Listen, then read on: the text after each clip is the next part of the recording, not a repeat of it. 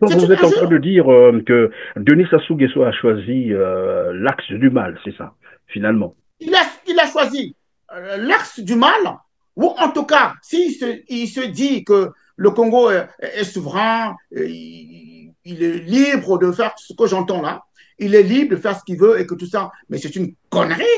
Il y a la souveraineté et il y a la géopolitique, géostratégie. Mais la souveraineté d'un État euh, euh, s'associe, va de pair avec la géopolitique et la géostratégie. Et donc, on ne peut pas, le Congo-Brazzaville ne peut pas s'afficher dans une crise avec l'ennemi d'un pays frère. C'est une faute grave. Et moi, j'ai honte. J'ai honte pour le Congo.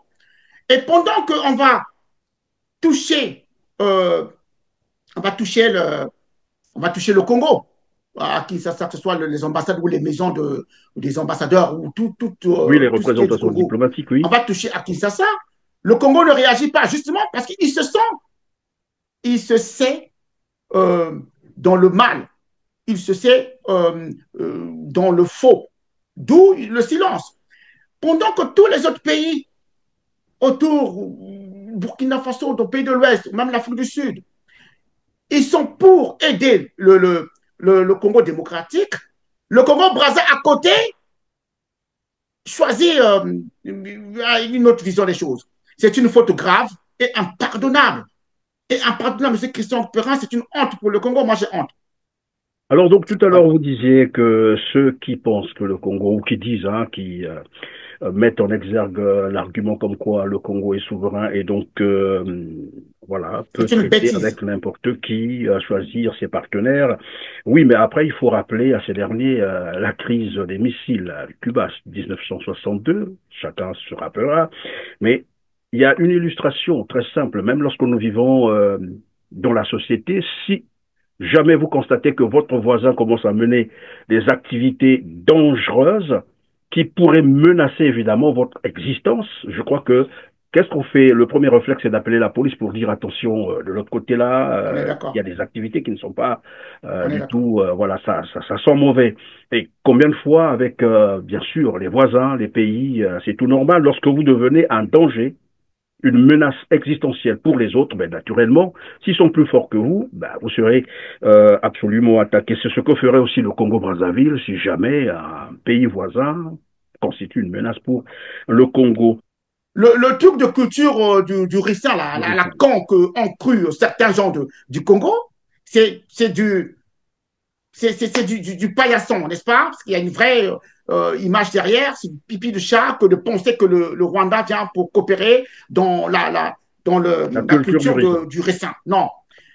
Aujourd'hui, nous avons nos frères, nos sœurs qui sont en train de pleurer dans le Grand Yari, là, vers Lutete, Dolisie et tout. Ces Rwandais-là sont aujourd'hui, ils sont déjà rentrés sur le territoire du Congo.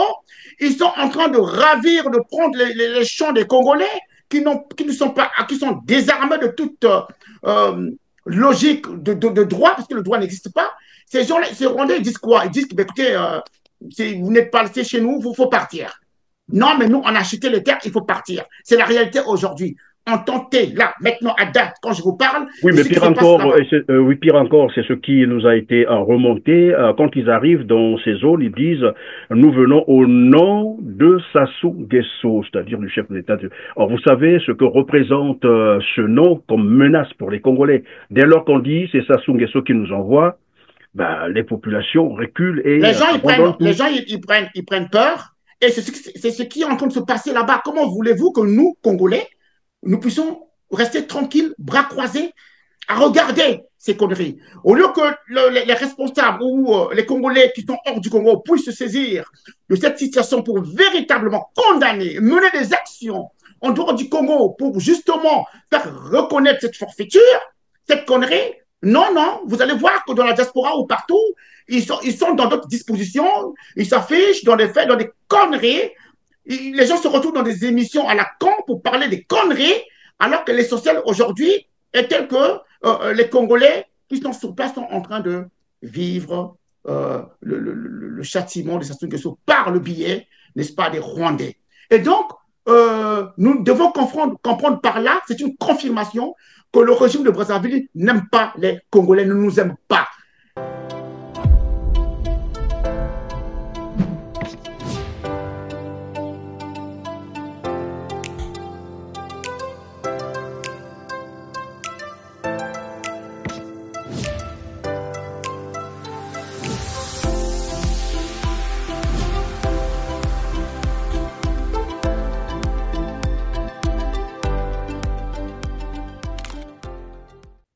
Mesdames, Messieurs, bonjour, merci d'avoir encore choisi RCT et bienvenue dans ce numéro Droit de savoir. Au menu, la crise congolo-rwandaise, notamment la relation Sassou-Kagame. Quelle lecture en faire face à l'agression du Congo voisin, la RDC, par le Rwanda? Nous reviendrons également sur le réaménagement de l'équipe gouvernementale Makosso, donc le gouvernement Makosso 3.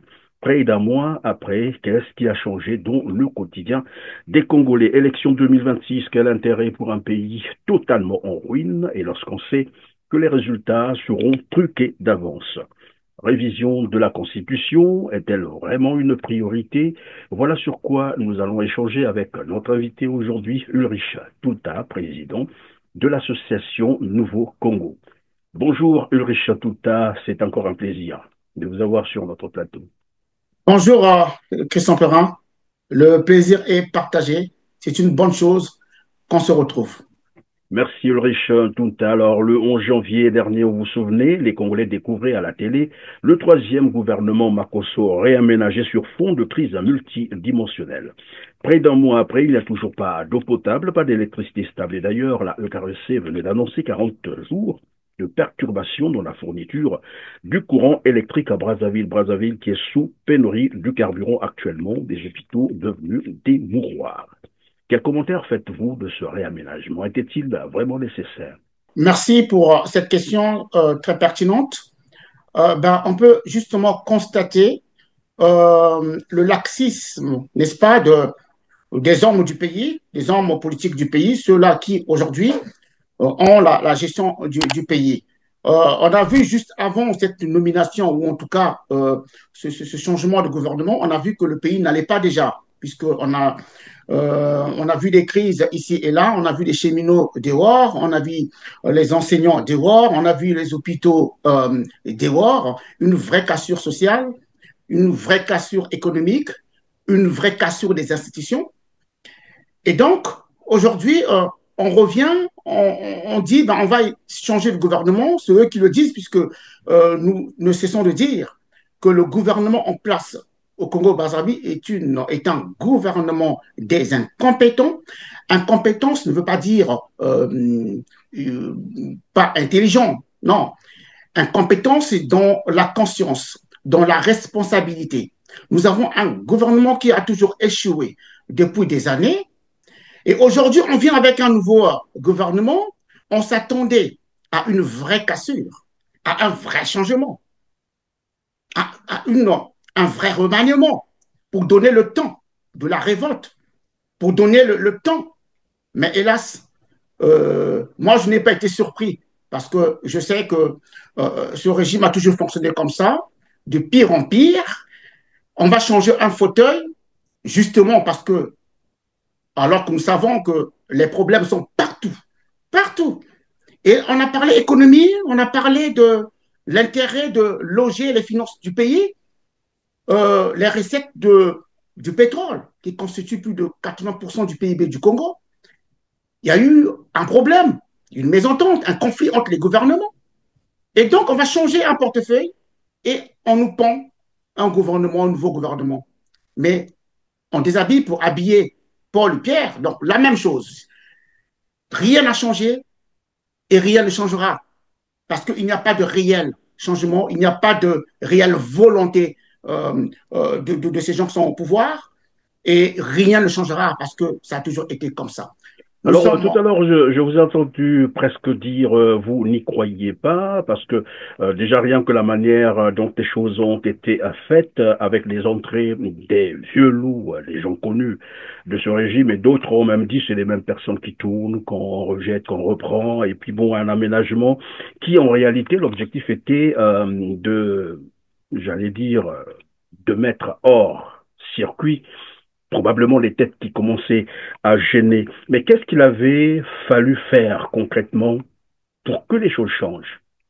Mais, Monsieur Christian Perrin, euh, tout le monde sait, tout le monde sait que le Congo fait partie et est parmi des pays où la corruption est endémique.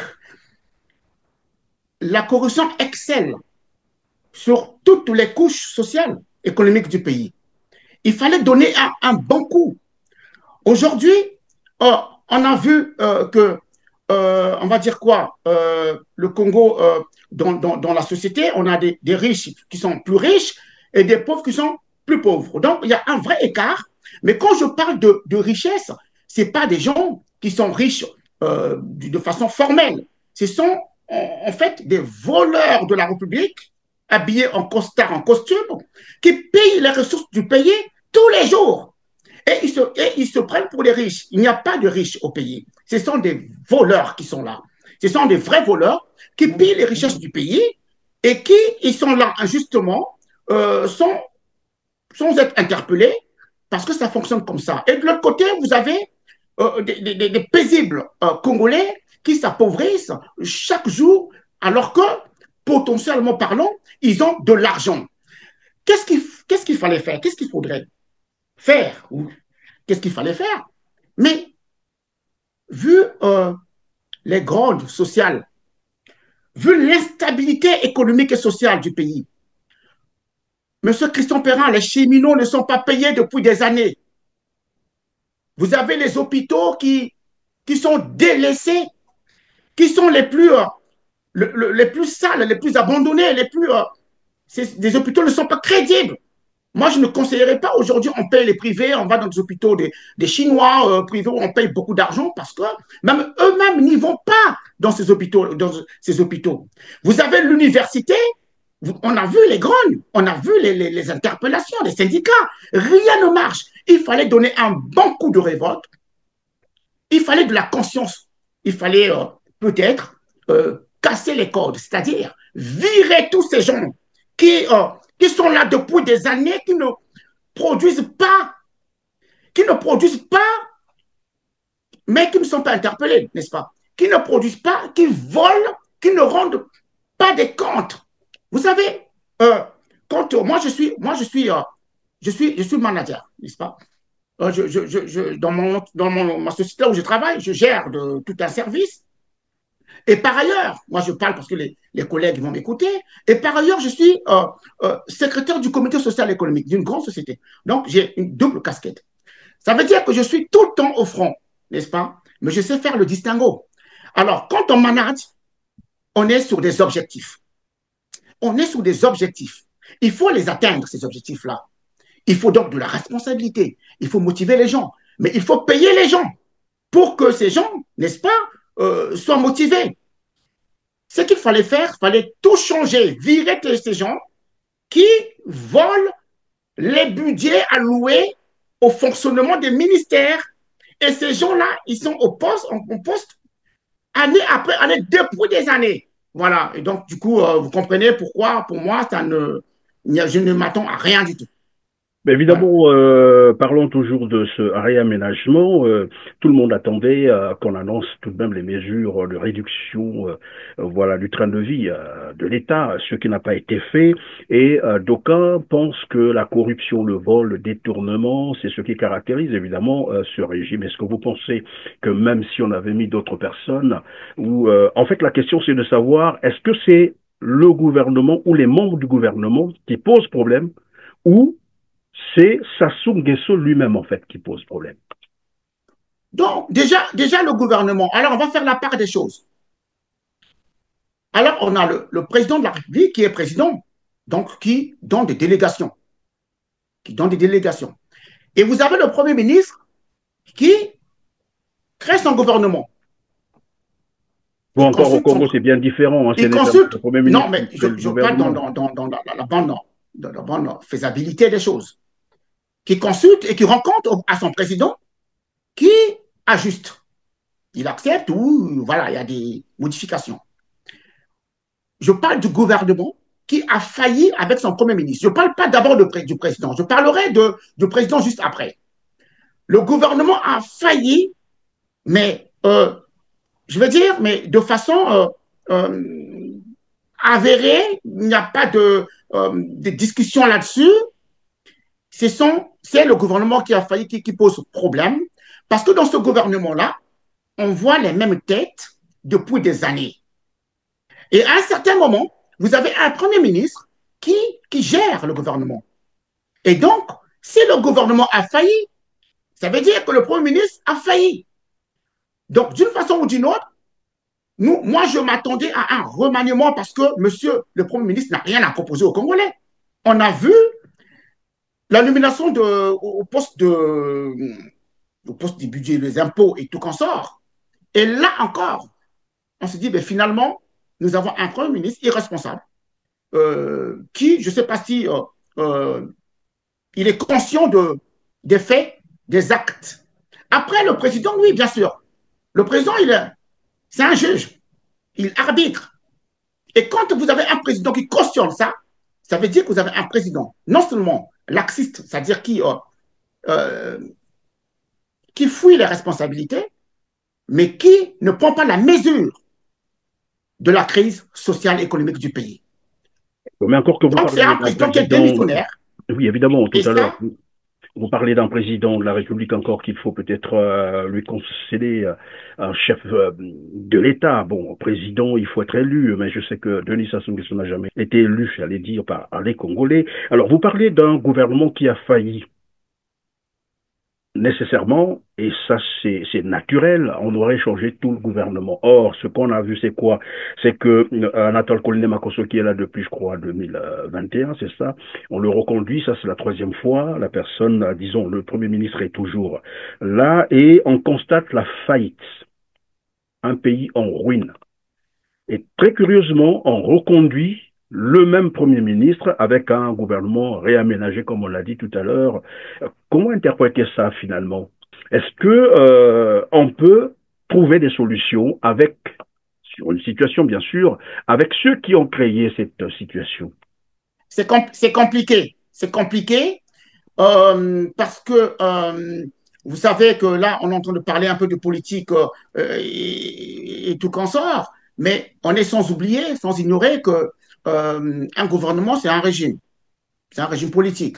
Au Congo-Brazzaville, j'ai toujours parlé de kakistocratie. Ça veut dire qu'on connaît les failles de ce Premier ministre-là. Donc, il faut le maintenir là. Donc, on le maintient là. Vous n'allez pas imaginer qu'on va chercher un gars de la diaspora qui est éclairé, qui peut faire bouger les choses. Et donc, il va faire bouger même le président et tout le monde, tout le système. Il va casser tout le système. Donc, on va éviter de faire ça. Donc, on va rester sur un Premier ministre qu'on connaît les failles, qu'on domine, qu'on a on va dire quoi, on a le, on connaît comment, justement, voilà, donc, on peut faire les choses, qu'on peut gérer. On va rester là. C'est comme ça que fonctionne la kakistocratie. Il y a un vrai problème. Il y a un vrai problème. C'est-à-dire que le Congo refuse le développement. Il y a un vrai problème. On ne peut pas se permettre ça. C'est fausser une vision politique. C'est fausser, c'est bridé. C'est une vision politique qui est bridée. On ne peut pas compter sur ces gens. On ne peut pas. Parce que ce sont des mêmes personnes avec la même idéologie politique. D'où ce qu'il faudrait, d'où que les Congolais qui sont conscients déjà, parce qu'on ne veut pas le dire, mais on va se le dire quand même. On a commencé avec les grandes sociales, ici et là, mais il faut que ça perdure. Il faut pas seulement des grandes, il faut des révoltes populaires. Quand je parle des révoltes populaires, exemple, les Congolais aujourd'hui qui vont travailler, qui sont des salariés, ils ne sont pas payés. Et s'ils ne vont pas travailler, ils ne seront toujours pas payés. Alors, nous n'allons pas travailler. Mais ce n'est pas une seule personne. C'est une catégorie sociale. D'où je parlais les délégués centraux. Hein, chaque entreprise a un comité et tout ça. Même si on comprend qu'au Congo, ce n'est pas évident d'avoir des vrais syndicats, des vrais syndicats ou des Oui, mais vrais pendant que vous le syndicalistes. dites, on a assisté à un phénomène et je crois que ça continue. C'est le cas, par exemple, de ce qui s'est passé à l'université Mariangouabi et, je crois, au CHU de Brazzaville. C'est que Bien il y sûr. a une partie des responsables syndicaux qui est allé négocier avec, bien sûr, le gouvernement. Ils ont levé la grève sous les promesses, hein, bien sûr. Et on voit surgir un autre groupe qui vient dire ben non, nous ne sommes pas d'accord avec ce qu'ils ont dit, la grève doit continuer. C'est pareil, au CHU ça a été pareil. Donc on comprend bien que là il y a une sorte de manipulation. Et Une donc manipulation. lorsque vous dites que les Congolais devraient garder, comme qui dirait, cette dynamique, c'est là où ça devient un peu difficile parce que finalement ils ne parlent pas le même langage. Apparemment, tout le monde ne perçoit pas les choses, ou sinon la crise de la même manière. Il y a ceux qui, probablement, trouvent mieux dans cette crise. On est d'accord. D'où toute la difficulté. Toute la difficulté. On peut très bien, en sous-doigt ces gens-là qui parlent beaucoup, du coup, ils se taisent. Et les autres qui ne sont pas en confidence reviennent parce qu'ils ne comprennent pas. Ils ne parlent pas le même langage. D'où, ça on le sait, et tout Congolais doit le savoir. D'où les Congolais doivent se faire justice eux-mêmes. Après, si les syndicats vont suivre, ben, ils suivront. Ils suivront. Il faut que les sociétés où il n'y a pas de, où on ne paye pas, il faut vraiment qu'ils restent à la maison, mais qu'ils communiquent. Il faut communiquer. On a les réseaux sociaux aujourd'hui où on peut très bien communiquer. On n'a pas besoin des conférences. Quelque part, on va prendre une salle. On communique les objectifs et on dit ce qu'on fait. Il faut que les sociétés, que ce soit dans les cheminots, que ce soit à les hôpitaux, que ce soit à l'université, que les salariés puissent véritablement créer ce rapport de force-là, rester dans une grogne où ils ne vont pas aller travailler. Et après, communiquer toutes ces actions pour que, n'est-ce pas, la conscience nationale et internationale prenne. C'est tout ce qu'il faut faire parce que ce gouvernement-là, non seulement c'est un gouvernement qui n'est pas audible, qui n'est pas crédible, qui a échoué à tout va dans tous les niveaux de la République. L'argent du pays, le Congo, sixième en Afrique, quatrième, l'Afrique centrale, subsaharienne, sixième dans toute l'Afrique. Et c'est le seul, même le Gabon qui vient après, le Gabon s'en sort, le Gabon, puisque avec l'arrivée de Brice, on est en train de voir ce que ça donne, ça bouge. La société bouge. On voit l'apport de ce changement de régime. On le voit, on le sent. Le Congo a besoin d'un changement de régime. Mon cher frère Christian Perrin, euh, d'où l'engagement des Congolais, où qu'ils soient. On n'a pas l'argent, on ne reçoit pas le salaire. Ben, mettez-vous en grève. Communiquez les grèves. Aujourd'hui, il y a des musiciens, les langues se comme on dit. Tout le monde parle contre le pouvoir de Brazzaville. Que ce soit à Pointe-Noire, à Brazzaville, tout ça, tout le monde parle. À Doulizy, tout le monde fait des reportages. Ça veut dire que la peur est en train de changer de camp. Il faut juste quelque chose pour que ça prenne.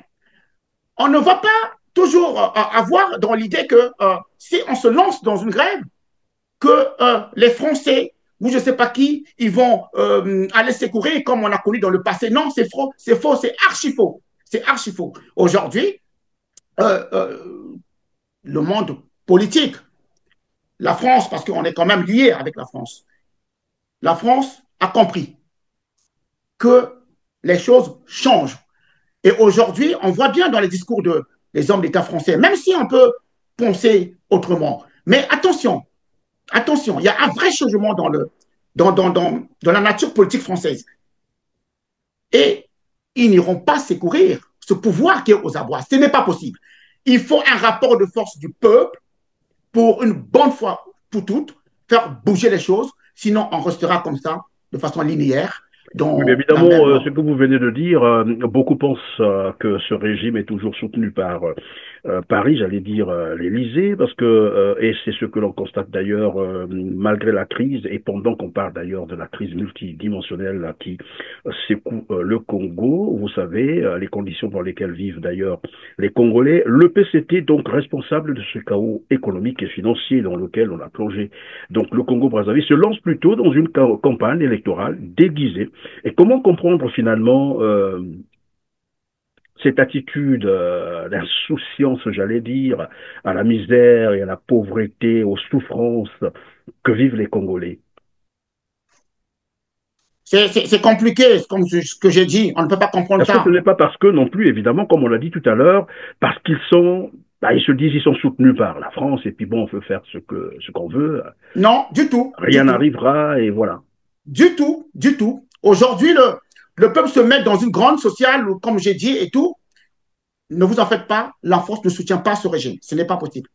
La France a compris que les enjeux euh, internationaux, avec l'avancée, vous avez vu que dans des pôles, on va dire tout ce qui est finance, politique et tout, avec l'avènement, aujourd'hui on a les BRICS, il y a l'ONU qui se déchire, il y a des intérêts ici et là. Géostratégiquement parlant, on est en train de voir que la France perd quand même pas mal d'intérêts en Afrique, Burkina Faso, Niger et Niger, tout qu'on sort. La France n'est pas prête à soutenir un gouvernement qui se sait, le gouvernement qui se sait perdant, qui se sait limité dans le temps. Parce que le rapport de France, de force, même si aujourd'hui est encore un peu récessif, mais ce rapport de force-là est en train de prendre du volume. La France sait que demain, la politique entre les deux pays se construira avec des nouveaux gens, de nouvelles personnes. La France est consciente de ça. La France n'est pas un pays. La France, ça s'étudie. Ce sont des données politiques, ce sont des projections politiques, des stratégies politiques. Penser que la France soutient encore ce gouvernement et que si les Congolais sont dehors, la France sera là, c'est faux et archi faux. Nous devons, nous devons prendre enfin, notre responsabilité, le peuple du Congo, pour se sortir de cette situation de crise. alors, vous avez dit tout à l'heure, pardon, que Oui, le régime de Brazzaville se sait incompétent et fini. Euh, et que vous avez aussi développé une hypothèse comme quoi la France ne voudra plus soutenir de tels régimes. Est-ce que c'est ce qui finalement a conduit ce régime par personne interposée, hein. Je ne sais pas si vous connaissez Monsieur Dominique Basseila qui a fait une sortie, j'allais dire, hasardeuse, proposant finalement la révision de la Constitution, le regroupement des partis en trois blocs idéologiques, mais surtout la création du poste de vice-président de la République au Congo-Brazzaville. Est-ce qu'on peut comprendre par là que c'est une manière, ou peut-être qu'ils vont aussi surprendre les Congolais, pourquoi pas, ils vont faire entrer, pourquoi pas insérer voilà, des dispositions telles que l'élection présidentielle se déroule désormais par suffrage indirect. ce monsieur Bassila, je ne l'ai pas suivi. Ce monsieur Bassila, il est incompétent. C'est qu'il est incompétent. Il est très incompétent. Parce que tenir ce genre de projet, c'est méconnaître la situation géopolitique du pays. Il est incompétent. Sur quelle base il dit ça? Il a travaillé avec qui? Ou ce monsieur qui sort comme ça dans le passé, je pense que si dans le passé, il est toujours là dans des faux projets, et toujours, il vient distiller des fausses idées, des conneries devant la face du monde. Euh, des projets comme ça se travaille. Ça se travaille et on décide.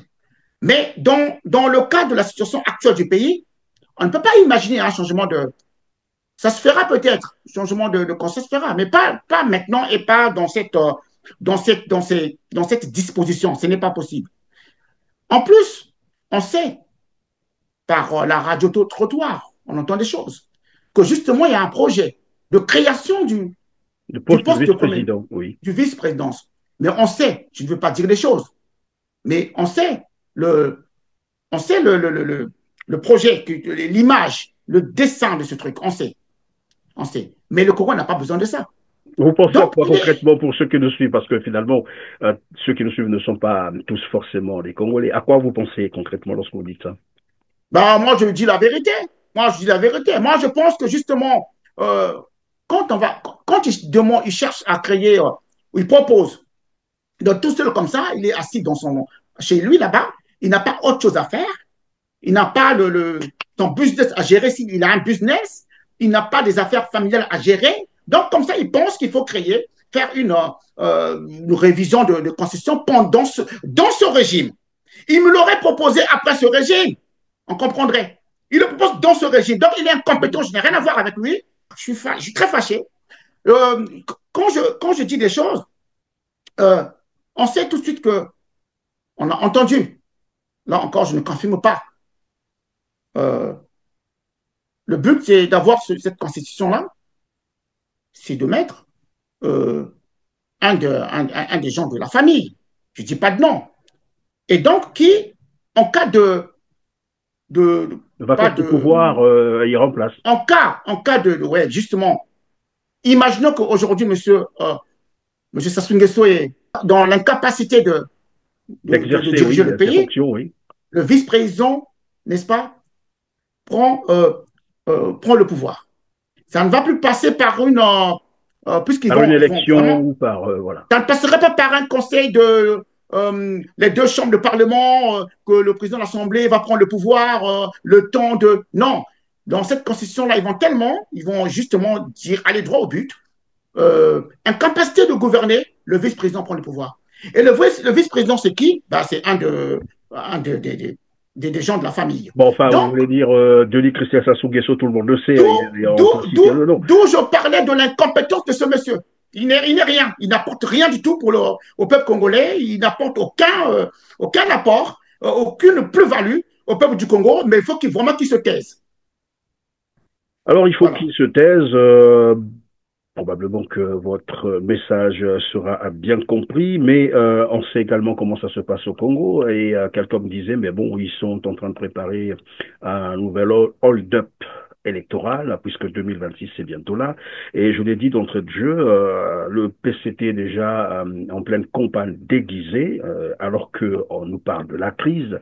Et c'est là où finalement les Congolais ne comprennent absolument rien. Et toujours dans la même veine, puisque nous parlons de ce projet de création de poste de vice-présidence, et vous avez expliqué qu'au cas où, probablement, qu'ils vont y insérer également cette disposition lorsque le chef de l'État ou le président de la République est dans l'incapacité, évidemment, d'exercer ses fonctions, automatiquement, le vice-président prend le pouvoir. Et puisque nous parlons de cela, à côté, il y a également les accords Congo-Rwanda, pour mieux dire Sassou Kagame, c'est la vérité. Et ça aussi, c'était beaucoup plus, et les gens avaient vu ça, donc plutôt la logique de sa succession. Mais avant d'y arriver, aujourd'hui, il y a une crise sécuritaire en RDC. Je ne sais pas si vous suivez la situation. La semaine, je crois, dernière, il y a eu j'allais dire, une intensification des combats au niveau de Goma, bien entendu, qui est apparemment tombé entre les mains des rebelles. Et dans le même temps, le Congo-Brazzaville entretient des accords militaires, militaires avec le Rwanda. Et la curiosité, c'est que même quand l'ambassade du Congo à Kinshasa a été attaquée, Brazzaville n'a pas réagi. Alors, quelle lecture faire, finalement, de cette agression de l'ambassade du Congo à Kinshasa? Est-ce qu'on peut C'est parler dommage. d'un cas isolé comme ça ou Ça ne peut pas être un cas isolé. Mais qu'est-ce qu'on a vu aujourd'hui? Nous avons des amis, des collègues au travail partout, des Congolais de Brazzaville, de Kinshasa, de Congo démocratique. On a une histoire avec ce pays frère, comme la France avec l'Allemagne ou l'Italie, frontalier, mais nous encore on est plus proches, avec une histoire au milieu du fleuve. Donc, on se sent plus proche du Congo démocratique que n'importe quel pays en Afrique, dans cette partie de l'Afrique. Pendant ce conflit où le Goma est annexé, mais Goma, c'est Goma, mais il y a tout le Nord Kivu. Hein.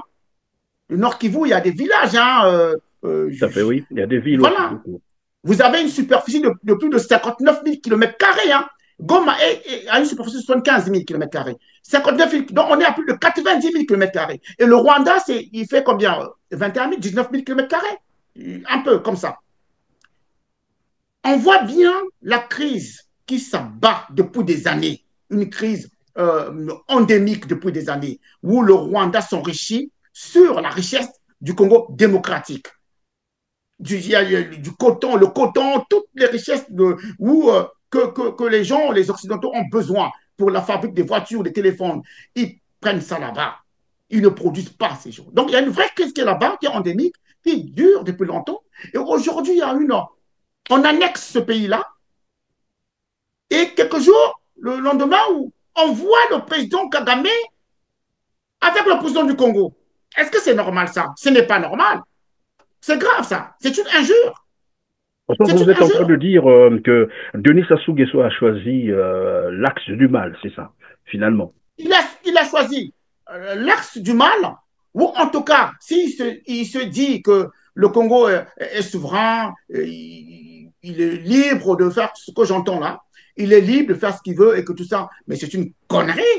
Il y a la souveraineté et il y a la géopolitique, géostratégie. Mais la souveraineté d'un État euh, euh, s'associe, va de pair avec la géopolitique et la géostratégie. Et donc, on ne peut pas, le Congo-Brazzaville ne peut pas s'afficher dans une crise avec l'ennemi d'un pays frère. C'est une faute grave. Et moi, j'ai honte. J'ai honte pour le Congo. Et pendant qu'on va toucher, euh, on va toucher on va toucher le Congo, à Kinshasa, que ce soit les ambassades ou les maisons des ambassadeurs ou Oui, les tout ce qui est du représentations Congo. diplomatiques, On oui. va toucher à Kinshasa. Le Congo ne réagit pas, justement parce qu'il se sait euh, dans le mal, il se sait dans le faux, d'où le silence. Pendant que tous les autres pays autour, Burkina Faso, dans le pays de l'Ouest, même l'Afrique du Sud, ils sont pour aider le Congo démocratique. Le Congo Brazza à côté choisit une autre vision des choses. C'est une faute grave et impardonnable. Et impardonnable, M. Christian Perrin, c'est une honte pour le Congo. Moi, j'ai honte. Alors donc tout à l'heure Voilà. vous disiez que ceux qui pensent que le Congo, ou qui disent, qui mettent en exergue l'argument comme quoi le Congo est souverain et donc voilà peut C'est une traiter bêtise. avec n'importe qui, choisir ses partenaires.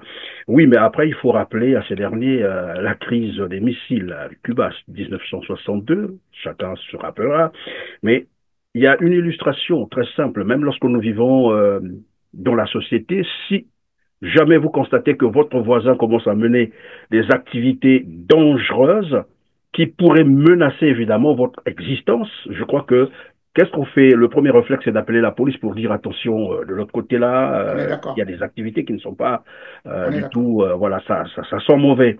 Et combien de fois avec, bien sûr, les voisins, les pays, c'est tout normal. Lorsque vous devenez un danger, une menace existentielle pour les autres, ben, naturellement, s'ils sont plus forts que vous, ben, vous serez absolument attaqué. C'est ce que ferait aussi le Congo-Brazzaville si jamais un pays voisin constitue une menace pour le Congo. Mais est-ce que c'est ce qui peut expliquer finalement, parce qu'on suit au niveau de la toile, comme vous l'avez dit tout à l'heure, de plus en plus le Congo est pris pour cible. Et on nous parlerait d'ailleurs des Rwandais qui seraient au Congo. Bon, là encore, on n'a pas encore vérifié l'information. Et ça prend de l'ampleur. Et jusque-là, curieusement, le gouvernement congolais ne se prononce pas sur la question. Qu'est-ce qui peut expliquer cela?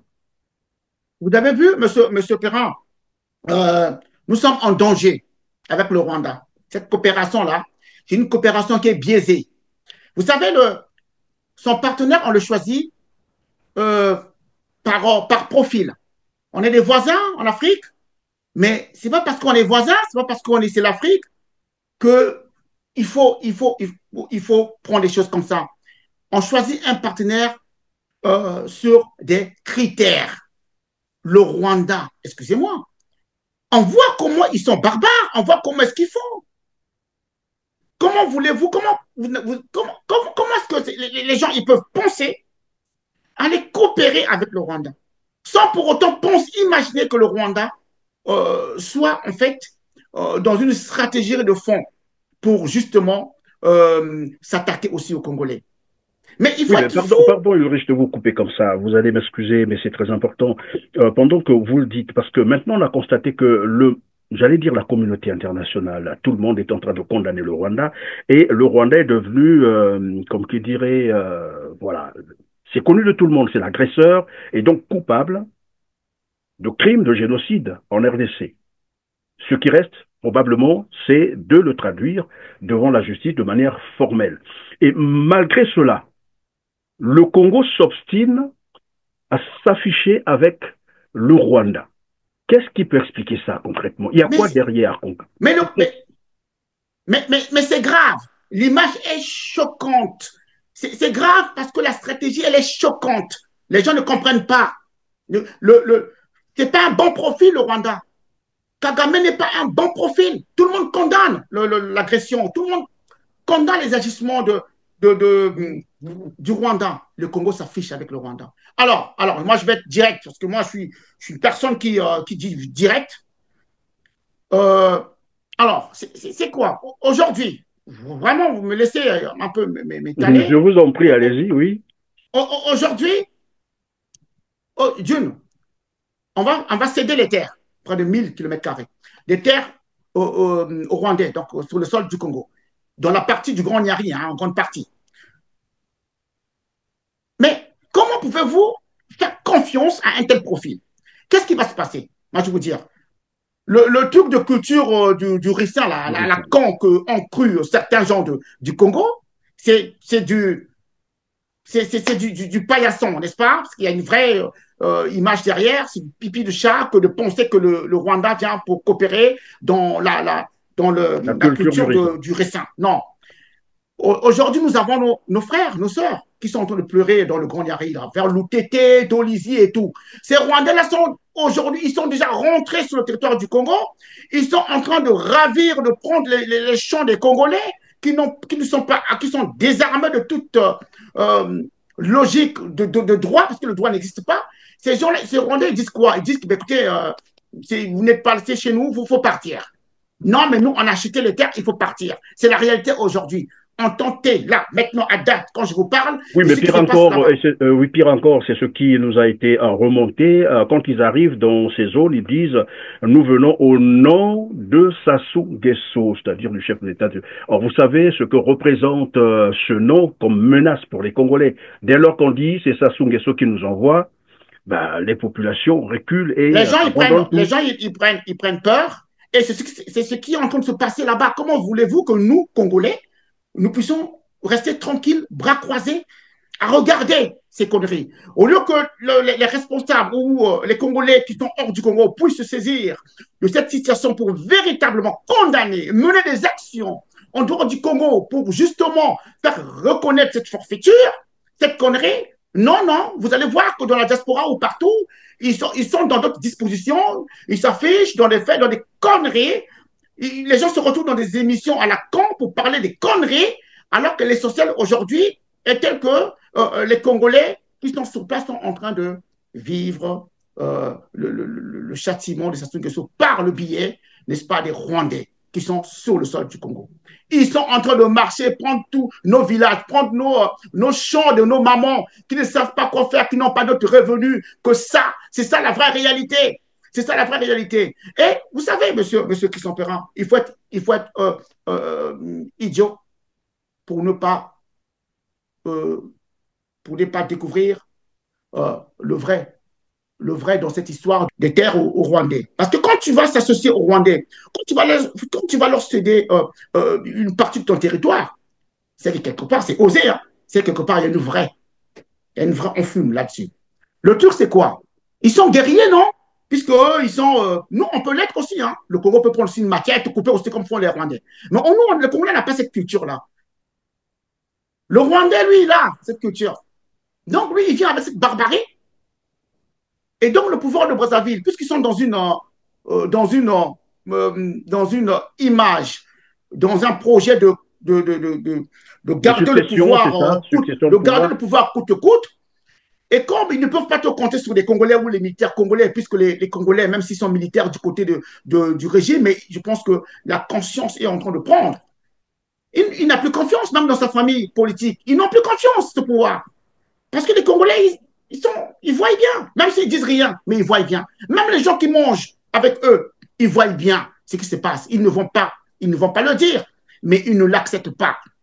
Ce partenaire avec le Rwanda. Je ne peux pas imaginer que les gens qui sont, les jeunes du PCT qui sont autour puissent l'accepter. Ils ne vont pas le dire, hein, mais ils ne l'acceptent pas. Donc, le pouvoir de Brazzaville n'a pas confiance. Et donc, on va justement s'appuyer sur des barbares, sur le Rwanda, afin que le Rwanda s'installe au Congo-Brazzaville comme couverture, comme la sécurité. En cas de vacillement du pouvoir, les Rwandais peuvent justement protéger ce pouvoir-là. Parce que ce n'est pas seulement la culture du ricin.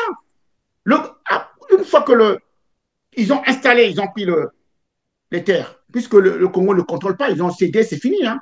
Vous avez vu que nos frères, nos compatriotes sont en train de pleurer là-bas, mais vous n'avez pas vu dans la chaîne congolaise où un ministre condamné ces Mais exactions. d'ailleurs, lorsque vous dites que lorsqu'ils ont cédé, après ils abandonnent, on le voit d'ailleurs au nord du Congo, comment est-ce que les entreprises chinoises et rwandaises en plus exploitent sauvagement les minerais et on voit comment est-ce qu'ils détruisent les forêts, comment ils détruisent l'environnement. Personne ne parle, le gouvernement est ailleurs.